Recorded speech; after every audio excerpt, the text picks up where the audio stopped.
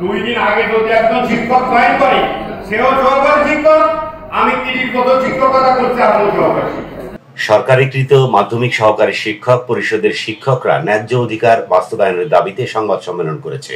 শনিবার ঢাকা রিপোর্টার্স ইউনিটিতে সংবাদ সম্মেলন অনুষ্ঠিত হয়। শিক্ষক নেতারা জানান 2024 সালের আত্মীকরণ বিধিমালায় নানা অসঙ্গতি রয়েছে।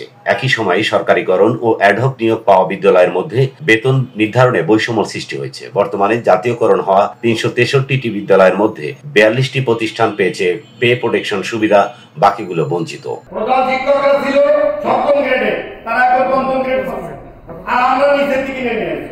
এছাড়া বদলির সুযোগ থেকে বঞ্চিত করার অভিযোগ তুলে শিক্ষক পরিষদ। পাশাপাশি সহকারী শিক্ষক টেকনিক্যাল পদ কাঠামোয় অন্তর্ভুক্ত না হওয়ায় কারিগরি শিক্ষার প্রসার ব্যাহত হওয়ার আশঙ্কার কথাও জানানো হয়।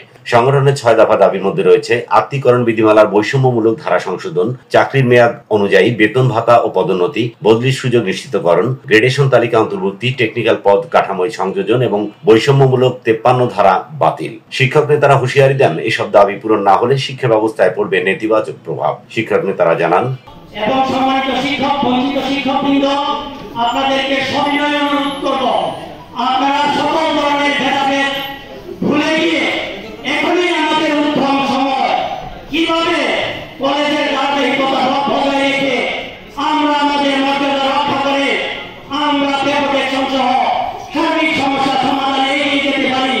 সুচিন্তিত মতামত দিয়ে আমরা আগামী দিনে আজকে আমাদের সাথে যারা শিক্ষকতা করছেন আপনারা জানেন, আমাদের প্রত্যেক স্কুলে আমরা যাদেরকে নিয়োগ দিয়েছি, যাদের নিয়োগ করে আমরা ছিলাম, আজকে সেই যে বেতন পাচ্ছে আমি তার সমগ্র বেতন পাচ্ছি।